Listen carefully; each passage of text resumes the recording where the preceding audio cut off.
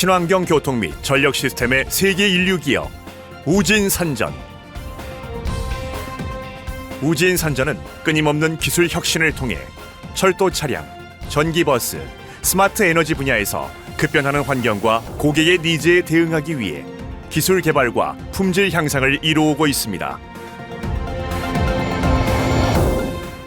괴산 공장을 중심으로 증평, 오창 공장, 서울 사무소, 메트로텍에서 각각의 제품을 위한 설계에서부터 부품 및 완성차 제조에 이르는 전 공정을 직접 수행하고 있으며, 이에 따른 전문 제작 노하우를 바탕으로 철도 차량 운영과 유지 보수 등의 사업 영역을 확대함으로써 시민의 안전을 위해 책임을 다하고 있습니다.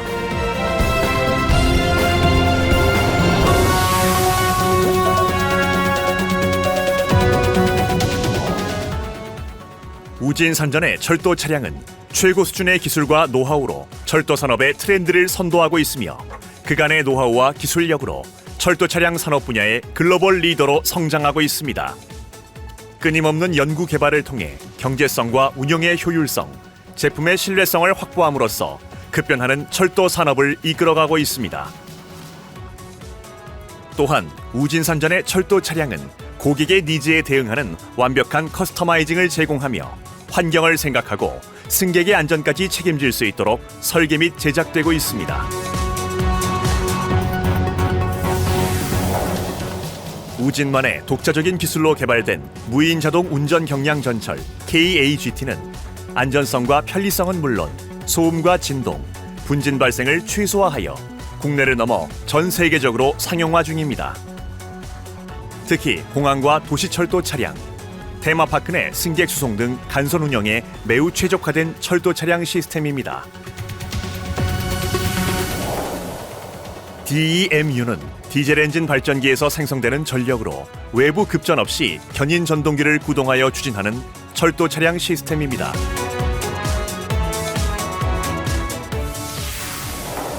미니 트램은 소형 궤도 차량 시스템으로 무형의 궤도상에서 승객의 탑승 요청으로 특정 목적지까지 선택적 서비스를 제공하는 철도와 자동차의 최신 기술이 집약된 운송수단입니다.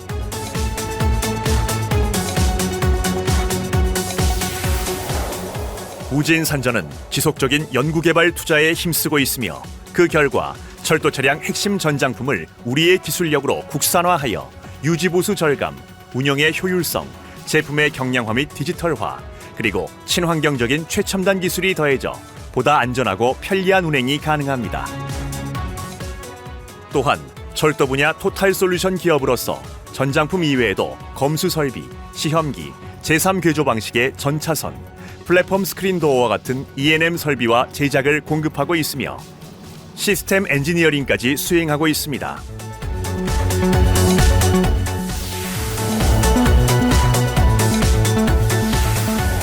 우진의 아폴로 전기버스는 내연기관의 버스에 비해 대기질 개선 효과가 큰 순수 전기 에너지를 사용하여 연료비가 적게 들어 경제성이 뛰어나며 시스템 및 구조가 단순하여 신뢰성이 높고 유지보수가 용이합니다.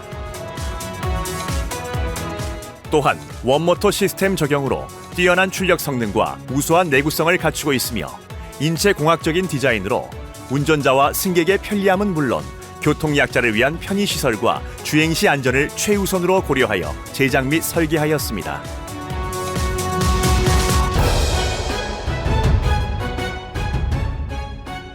철저한 품질 경영과 신기술 개발을 통하여 친환경 교통 및 전력 시스템의 세계 인류 기업. 인간을 존중하고 자연을 생각하는 신념으로 끊임없는 기술 혁신과 연구 개발을 통해 더 안전하고 발전된 새로운 시대의 길을 개척해 나아가는 글로벌 넘버원 기업이 되겠습니다. 경제적 신뢰성, 환경적 건전성, 사회적 책임성을 추구하는 지속 가능한 기업. 안전하고 편리한 인류의 삶을 위해 끊임없는 기술 개발을 하는 기업. 주식회사 우진산전입니다. 반갑습니다. 우진산전 스마트 시스템 팀의 규무팀장입니다. 현재 우진산전의 스마트 시스템 팀에서는요, 5개 CBM 프로젝트를 진행하고 있습니다. 코레일, 서울교통공사, 부산교통공사, 등등해서 5개를 진행하고 있는데요. 여기서 저희가 시스템이 다 똑같지 않습니다. 5개가 다 틀리고요. 그리고 시스템 구성은 어떻게 하는 게 좋은지, 통신 방식은 어떻게 가야 되는지, 그리고 알고리즘은 어떤 것들을 적용해야 나중에 기대 효과에서 좋은 성과를 받을 수 있는지, 그거에 대해서 간단하게 설명드리도록 하겠습니다. CBM은 어떻게 구성하고 어떤 기능을 가지고 있는지, 그리고 어떤 데이터, 모든 데이터를 수집하면 좋은데 그거는 물질적이나 실질적으로 안 되는 거기 때문에 목적이 있는 수집 데이터를 가지고 지상 통신은 도대체 어떻게 해서 수집하는 게 좋고 차상에서는 어떻게 통신을 해서 수집하는 게 제일 효율적인지, 그리고 그 데이터만 모으면 뭐예요? 어떤 알고리즘을 써야 제일 좋은 효과를 보는지, 그걸 가지고 어떻게 운영을 해야 되는지, 그리고 기대 효과 순위를 발표를 드리도록 하겠습니다. CBM은 계속 나오는 단어입니다. CBM은 차상에 있는 모든 데이터 또는 특정한 데이터들을 수집을 하고요.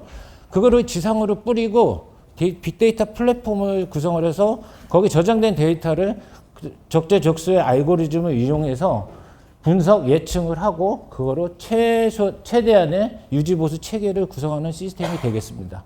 목적입니다. 우리가 말하는 TBM, 아까 김재문 교수님 TBM은 예방 검수를 많이 하고 있고요. 그럼에도 폴트는 고장은 발생을 하고 있는데 그 중간점, 바이너리 최대소한의 한계점이 CBM이라는 시스템이 들어가서 최소한의 시간을 맞추고 가장 효과적인 유지보수 체계로 가는 걸 CBM이라고 보시면 되겠습니다. 이미 아까 동양을 말씀드렸듯이 유럽에서는 20년 전부터 이거 시행을 했어요. 그래서 프랑스, 알스톰, 지멘스 등은 이미 이거를 수행하고 있는데 이거에 대한 결과값이나 어떤 방식으로 했는지는 거의 나온 게 없습니다. 그리고 우리나라도 이게 2018년, 19년 전부터 이제 로템, 우진, 다원이 신차부터 적용을 하고 지금 데이터를 모으고 있습니다. 굉장히 저희가 미스도 많이 하고 있고요. 아직까지는 저희가 이거로 인해서 큰 소득을 얻거나 한 사례는 없습니다. CBM의 전체적인 구성입니다. 처음에 말씀드렸듯이 차상에 있는 모든 데이터 아니면 특정된 데이터들을 어떤 무선장치라면 ATA, R, 그리고 RTD 등을 통해서 지상의 플랫폼으로 전송을 합니다. 전송된 데이터들은 우리가 알고리즘 아니면은 모델링 학습을 통해서 차량 기지 쪽에 지금 상태 정보나 어떤 유지보수 결과를 알려주게 되겠습니다. 이거는 저희가 우진산전에서 진행하는 조직도입니다. 그래서 CBM을 할 때는 어떤 한 파트에서 조그맣게 하는 게 아니라 지상 파트가 있어야 되고요. 차상 파트가 있어야 되고 진단 예제 알고리즘을 한 파트 3개로 나눠서 보통 한 10명 정도로 구성이 됩니다. 근데 여기다가는 이제 보안상 저희가 다 우진산전이라고 썼지만 차상, 지상은 우진산전이 하고요. 진단 예제 알고리즘 부분에서는 우진산전이 다 할 수 있다면 다 거짓말이고요. 이 부분은 아까 말한 교통대 쪽에서 데이터 마이닝을 하고 저 진동 모델링은 여기 그 업체도 와 계십니다. 그래서 같이 협업해서 학교하고 기업하고 같이 진행을 하고 있어서 요 화면을 하나 집어넣어 봤습니다. 다음입니다. 잘 보이지 않으시는데요. 보통 차상 시스템 구성은 이 하부 쪽에 대차에서 모아지는 진동하고 온도 데이터들을 모으는 BSM이라는 장치가 하나 들어가고요. 이제 실내 쪽하고 IO, 신호, 압력, 온도 등을 보는 CMS-IV라는 장치가 차 내에 하나가 설치가 됩니다. 그러면 하부 그리고 상부에서 모인 데이터들은 저기 TC카에 보여주는 엣지 서버가 있습니다. 엣지 서버 쪽에서 전체적으로 수집, 저장하고요. 저기서 약간의 필터링을 합니다. 왜냐면 다 보낼 수는 없습니다. 왜냐면 유효 데이터도 있고 무효 데이터도 있고 쓰레기 값도 있고 이상한 값들이 다 있기 때문에 그걸 다 보내기도 너무 힘들고 하기 때문에 어느 정도 필터링을 해서 지상으로 전송하게 됩니다. 그러면 아까 말한 그 세 장치가 이건데요. 우리가 대차 데이터 수집 장치를 BSM이라고 하는데 차량 하부에 있는 온도라든지 진동에 대해서 수집을 해서 지상으로 엣지 서버 쪽으로 보내주는 장치가 되었고요. CMS-IV라고 하는 상태 데이터 수집 장치는 CMS-IV라고도 하고 어떤 시행청은 CCCU라고 하고 어떤 시행청은 CBM 유닛이라고도 하고 그만큼 아직 우리나라가 정립이 다 돼 있지 않아요. 그래서 저거는 렉 구조로 돼서 이제 배전반이나 냉난방 배전반 쪽에 설치가 되고요. 상부에 있는 I/O, 그리고 압력, 온도 등을 이제 수집을 해서 엣지 서버적으로 다 보내게 됩니다. 엣지 서버도 저희가 지금 두 종을 사용을 하고 있는데요. 전 목사, 대만 목사 제품이고 하나는 또 렉타입으로 저희가 개발한 제품이 있습니다. 거기서 이제 수집도 하고 저장도 하게 되겠습니다. 이제 지상 플랫폼입니다. 지상 플랫폼은 위에 보시듯이 차상에서 CBM이 모인 대처는 망령의 장치, 내부망, 외부망 통하고 방화벽을 통해서 지상으로 들어오게 됩니다. 그럼 지상에서 수집하고 저장하고 고정 예측해서 외측하고 나스 원본 데이터 백업 데이터 저장을 해서 이거 결과값에 따라서 분석 아니면 기지 쪽 아니면 관제 쪽에 그리고 키오스크 등으로 결과값을 송출하게 되겠습니다. 지상 CBM의 서버의 기능입니다. 보통 저희가 4개, 서버 내 기능은 4개 내지 8개. 그래서 여기는 중간 6개로 지금 나눠봤습니다. 그래서 수집을 하는 수집 연계 서버, 그리고 데이터를 전체 저장하는 빅데이터 클러스터, 그리고 DB화하는 DB 서버, 그리고 예측을 하는 알고리즘 서버, 그리고 전체를 보여주고 모니터링 서버, 그리고 백업을 하는 나스 서버로 이렇게 구성을 합니다. 이건 화면입니다. 예시고요. 전체 처음에 화면을 보시면 차량의 이제 운행 정보 아니면 현재 위치 그리고 상태, 고장 이력 등을 보실 수 있는 화면이 뜨고요. 다음은 이제 인계값 설정 화면인데요. 인계값이라고 아까도 계속 말씀드렸지만 여기서 제가 또 질문을 하고 답을 할 건데요.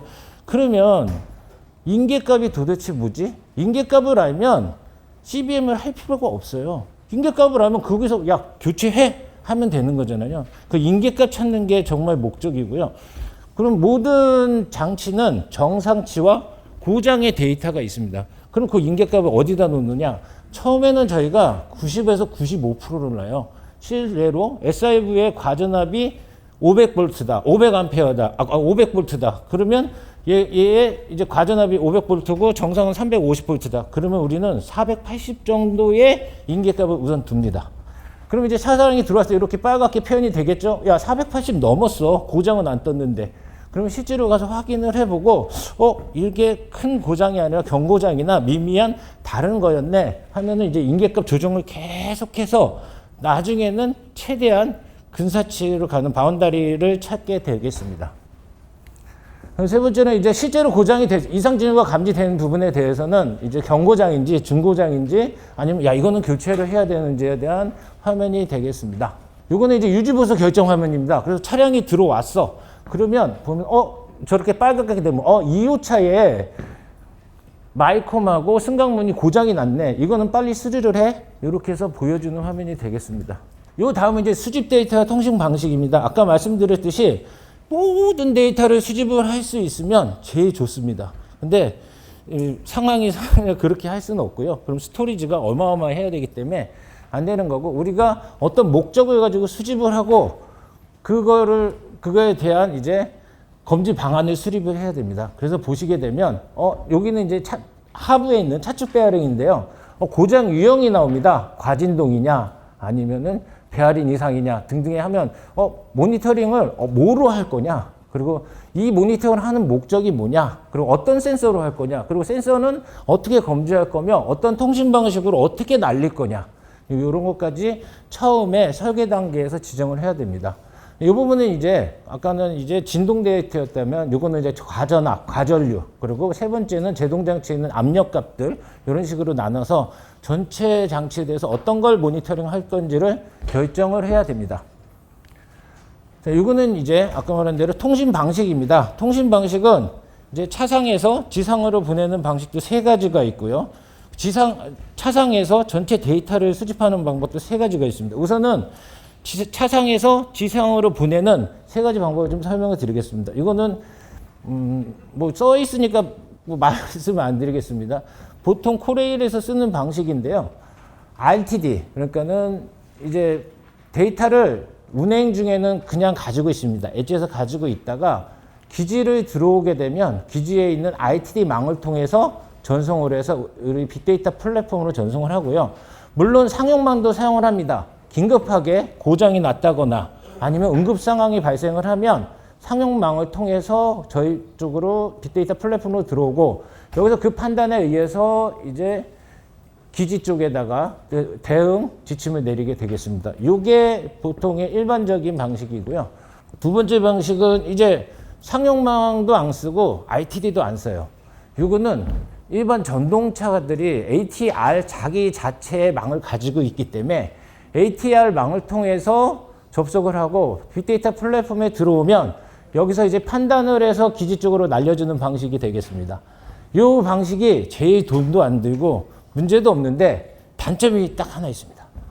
ATR을 저 혼자 쓰면 무한대로 데이터를 날리면 좋겠는데 ATR망이 저만 쓰는 게 아니라 CBM을 위해서는 10의 1이나 2밖에 안 줍니다. 그러면 그 망에다가 어떻게든 많은 데이터를 날리기 위해서 고도의 기술을 사용을 합니다. 근데 그 방식은 이제 서울교통공사가 같이 개발을 했기 때문에 따로 여기서 설명을 드리긴 좀 그렇습니다.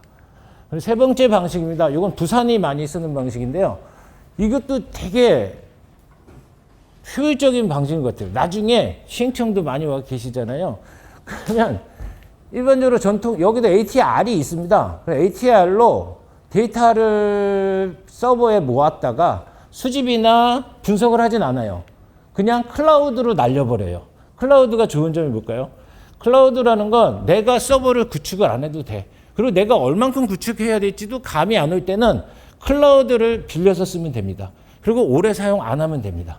그래서 데이터를 클라우드로 날려서 저장을 하고 여기서 알고리즘을 만들어내고 그거를 기지망으로 씁니다. 그러니까 이건 ATR을 썼다가 ATA까지 같이 쓰는 망이고요. 위에는 이제 ATR, 얘는 ATA와 RTD. 그러니까는 세 가지 방식으로 국내는 지금 적용을 하고 있습니다. 그리고 이거는 이제 차상입니다. 차상에서도 세 가지를 써요. 이것도 또 시행청마다 틀린데요. 밑에 노란색으로 된 부분은 기존의 TCMS망입니다. 그러면 이건 돈을 드는 건 없어요. TCMS 데이터만 받으면 돼요. 단점은 TCMS 데이터만 가지고 알고리즘을 찾아낸다는 게 한계가 있습니다. 그래서 거꾸로 위에 있는 초록색으로 된 CBM망을 따로 구성을 해요. 그러니까 TCM망만 써둔 경우도 있고 이렇게 CBM망을 구성하는 경우도 있습니다. 그리고 세 번째로 이게 최신 트렌드긴 해요. TCMS망과 CBM망을 다 같이 구성을 하고 중간 브릿지를 놓습니다. 그래서 TCMS에서 받을 수 있는 데이터는 받고 CBM에서만 최소한으로 받는 겁니다. 이게 이런 방식을 쓰는 이유 중에 제일 큰 최근까지 문제가 됐던 게 출입문이에요. 출입문은 열렸다 닫히는데 3초밖에 안 걸립니다. 근데 그 전류나 전화, 시간을 가지고 모니터링을 해서 저게 언제 고장날지 알고리즘을 만들어내기에는 한계가 있다는 거예요. 그러다 보니 그러면 DCU, 그러니까 출입문은 이쪽에 붙어. 그래서 더 빨리 날려. 정보를 3초 안에 대단히 많이 날려. 그래야 그걸 가지고 우리가 분석을 할 거야. 그래서 이런 망을 쓰게 되는데 이런 망에 제일 좋긴 한데 단점이 또 하나 있습니다. 비용이 2배로 들어갑니다. 유지보수도 2배로 해야 됩니다. 그래서 이거는 이제 전체적인 트렌드이긴 한데 나중에 좀 더 바뀌지 않을까 싶습니다. 자, 그러면 앞에서 이제 차상에 있는 데이터를 지상까지 어떻게 서버를 구성해서 다 모았어. 그러면 이제는 알고리즘을 적용할 차례입니다. 근데 스크린 망했네. 알고리즘은 이제 이 5개의 플로차트 순으로 진행을 합니다. 데이터를 수집을 했어. 그러면 이 데이터가 진짜인지 아닌지 이게 또 다 잘못된 데이터들은 다 빼버리고 전처리를 합니다. 데이터 셋이라고도 하고요. 하고 나면 그 데이터를 가지고 특징 연구를 합니다. 이 데이터의 특징은 이렇지. 아니면 이 데이터에서 또 조금 이따 나오겠지만 FFT 분석을 통해서 데이터를 쪼갤 수가 있습니다. 그래서 쪼갠 데이터를 가지고 어떠한 알고리즘을 적용을 합니다. 그리고서 이게 매치가 제일 잘 되네 싶으면 그거에 대해서 이제 결정 지원을 합니다. 그 밑에 보시면 그거에 대한 내용이 있어요. 요거 한 장 더 넘겨서 요거 먼저 하겠습니다. 이거는 들어가 있으니까 짧게 하면 우리가 아까 데이터를 수집을 한다고 했어요. 그러면 다 수집하면 되는데 못하니까 내가 보고 싶은 것만 할 거야. 근데 요거 가지고 될 거야. 수집을 하는데 수집을 하려면 데이터가 그냥 나오나? 무슨 센서를 해도 붙여야 그 데이터에 대한 정보가 나올 거잖아요. 근데 제일 민감한 센시틱한 게 진동이라고 하고요. 제일 무딘 게 연기나 이게 온도라고 합니다. 그래서 이게 무조건 다 이거를 붙이는 게 좋은 건 아니고요. 그 위치에 따라서 목적에 따라서 여기에 있는 뭐 압력 센서라든지 오일이라든지 소리라든지 이런 걸 이용해서 설계를 하면 됩니다. 그러면 지금 저희가 첫 번째로 데이터 추출 방식입니다. 대차에 있는 데이터를 추출을 하는데요. 보시게 되면은 차축 베어링, 그리고 드라이빙 기어, 그리고 견인정동기 쪽에다가 실제로 우리가 온도하고 진동을 댈 수 있는 장치를 이렇게 붙여놨습니다. 붙여놨고 BSM이라는 아까 장치 말씀드렸죠. 여기서 다 수집을 하고 여기서 데이터셋까지 합니다. 그러면 요거 모았어. 데이터를 모아서 추출을 했어. 그러면 요 추출된 데이터를 가지고 어떻게 하는지 데이터셋이라면 지금 보시게 되면 첫 번째 요게 실제로 진동 데이터가 들어왔어요. 그러면 요 높이를 RMS 값이나 피크치를 가지고 점으로 구성을 해서 한참 뭐 1년이 되든 한 달이 되든 그 기간 동안 요거를 그래프로 그려봅니다. 그러면 트렌드, 경향을 알 수가 있어요. 그러면 얘는 지금 2년이 되니까 이렇게 올라갔네? 3년 차가 요 정도 되면 이거는 교체해야 돼. 그래서 요런 거를 가지고 예지를 하고요. 차축 베어링 예지를 하고 요 부분은 이제 요 데이터를 좁게 해보면 요렇게 라우 데이터가 되는데 요거를 FFT 변환을 하면 진폭마다 이렇게 특성 있는 주파수 데이터들이 나오게 됩니다. 이 데이터들을 일렬로 쭉 세워놓으면 이제 스펙트럼이 생성이 돼요. 그러면 이 스펙트럼 생성을 가지고 스펙트럼의 특성에 따라서 불균형이 났네, 풀렸네, 베어링이 결함이네, 아니면 내부 베어링이 결함인지 스크래치가 났는지 외부가 결함인지 이거는 롤 모델이 지금 다 나와 있습니다. 그래서 FFT 변환까지만 하면 이 결과값을 볼 수 있고요. 다음은 출입문입니다. 이거는 이제 김재문 교수팀에서 저희랑 지금 개발 연구하는 부분인데요. 우선 앞에 부분 보시면 전압전류, 이동속도 이렇게 데이터를 수집을 합니다. 출입문에서. 그럼 이거 가지고 데이터셋을 합니다. 상관관계 분석도 주성분해서 이게 요 데이터가 이제 특성을 연구할 수 있는 데이터가 된 거예요. 그럼 이걸 가지고 SVM, 3차 SVM이라는 알고리즘을 적용을 해서 요 결과 수치 98점 몇 프로까지 나온 결과 수치를 가지고 이거는 이제 수명이 요만큼 남았네. 요만큼 남았어. 그래서 어떠한 조치를 할지 유지배수 결정 지원을 하게 됩니다. 이거는 출입문이라고 써놨는데요. 이건 오차고요. 주변압기입니다. 주변압기 알고리즘인데요. 이것도 똑같습니다. 모든 알고리즘은 데이터를 추출하고 셋하고 특성 분석을 하고 이상 진단을 하게 됐고 왜 이거를 했냐면 앞에 이제 제가 말씀드렸잖아요. 학교, 기업마다 알고리즘을 분석하는 방법이 다 틀리더라고요. 그래서 저희가 지금 한 5개 업체랑 알고리즘을 다 적용을 해서 좋은 거를 찾아내고 있어요. 아까랑은 좀 틀린 방식인데요. 이 데이터 추출을 해요. 온도, 이런 거 틀어서 이게 하이퍼 파라메타라는 그래프를 그려봅니다. 요 특성값 가지고. 그러면 일자로 쭉 서요. 특성값이. 이거와 이제 TCMS에서 외기 온도는 그때 어땠어? 이때 전류는 어땠어? 해서 여러 가지 데이터들을 가지고 연관성 분석을 합니다. 그러면 연관성이 0.7 이상, 얘는 연관성이 없으니까 0.1 이렇게 되는 부분이 나와요. 그럼 0.7 이상 되는 거를 그럼 여기다 같이 나열을 해봐요. 그러면 여기는 그건 안 그려놨지만 여기에 좀 더 커지거든요. 그게 이거예요. 이렇게 군집이 발생을 하고 여기 암처럼 이렇게 삐져나온 부분이 생겼네? 그러면 이거를 10%를 넣을 거냐? 이것도 인계값이라고 보시면 돼요. 10%를 넣을 거냐? 20%를 넣을 거냐? 그럼 놓게 되면 그걸 가지고 야 이거 이상한 거 같아 하면은 이제 검수요원이 가서 보고 아니야 이건 이상한 거 아니야. 그러면 다시 돌아옵니다. 여기서부터 다시 연관성 분석을 통해서 이렇게 다시 또 찾아내요. 여기 또 암적인 놈이 나왔네? 야 이것도 한번 봐봐. 그런데 정말로 이거는 야 이러니까 이상한 게 나오네. 그래서 이렇게 분석을 하게 되겠습니다. 이게 최종 알고리즘 분석 라벨링이라고 하는 거고요. 저희가 지금 한 5, 6년을 해봤는데 야 그럼 알고리즘 분석까지 데이터를 모아야 되잖아. 얼만큼 모아야 돼? 이게 분분해요. 어떤 교수님은 야 10년은 모아야지. 어떤 교수님은 20년 모아도 안 나올걸? 이러시면 그러면 이 알고리즘이 무슨 필요가 있어요. 다 도둑놈들이지. 그래서 최근에 트렌드를 다시 바뀐 게 그러면 알고리즘은 알고리즘대로 가고 그 전에 분석법이 뭐 있냐. 그러면 차를 납품하든지 쉬운 때부터 이걸 봐야 될 거 아니야. 정말로 CBM을 적용했는데 10년 후에 나온다고? 그럼 누가 사겠어요, 그거를. 그래서 저희가 모델링 기법을 2개를 더 씁니다. 이 뒤에 나오는 건데요. 수편적 분석과 수직적 분석을 하게 돼요. 그러면 이거는 알고리즘이 아니라 모델링 기법이에요. 그래서 여기가 1편성, 2편성, 8개, 8개만 했어요. 8편성만 납품했다 치자고요. 그러면 온도가 다 이 안에 있는데 이놈만 혼자 이러네? 야, 얘 이상한 것 같아. 그래서 여기서 인계값을 설정하는 방법이 있고요. 이건 이제 수직적 분석은 이거는 여러 차량을 같이 같은 데이터, 같은 위치에 있을 때 분석하는 방법이고, 여기 두 번째 거는 수직적 분석은 이제 특정 차량에 대해서 변화 트렌드를 보면서 여기 잘 안 보이지만 이렇게 거놓은 게 있어요. 인계값은. 이걸 넘어가는지 보는 분석 방법입니다. 연관성 분석은 여기서 보시게 되면 아까 저것도 좋지만 이번에는 이 제품이 동작하는데 시작부터 시작을 했어. 그래서 경우의 수를 한 100가지를 둡니다. 100가지를 두고 거기에 따라서 결과치를 다 만들어 가지고 그거를 분석하는 방법입니다. 이게 일단 경우의 수를 막 만들어 봐요. 근데 이거에 준해서 따라가는지 아니면 여기서 샜어. 그럼 이건 무슨 이상이야? 이렇게 해서 분석하는 방법이 있고요.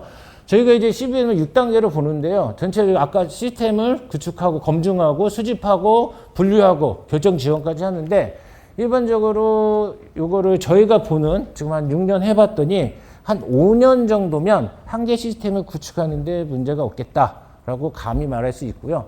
여기 기대 효과는 아까 말한 부분과 겹치니까 넘어가고 마지막 향후 시스템에 대한 그거를 저희가 추측을 하건데 저희 지금 하는 거는 대부분의 시행청이 23개 장치를 모니터링을 하고 있어요. 근데 이 23개 장치를 다 모으려다 하니까 보니까 너무 힘들어. 스토리지도 커지고.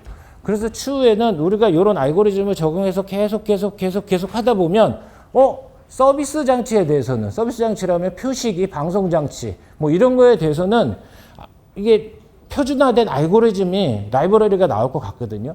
그러면 자체에서 진단하라 이거지. 뱉지 말고 네가 진단해서 나 언제까지 살 거야 라는 걸 진단을 하고 중요 장치 그러니까는 이제 차량 안전, 사람의 안전과 차가 가고 쓰는 거에 대한 장치의 몇 개만 실제로 CBM을 하는 게 맞지 않나 라고 감히 향후 방향성을 제시해 봅니다. 네, 여기까지 우진산전에서 발표했습니다. 감사합니다.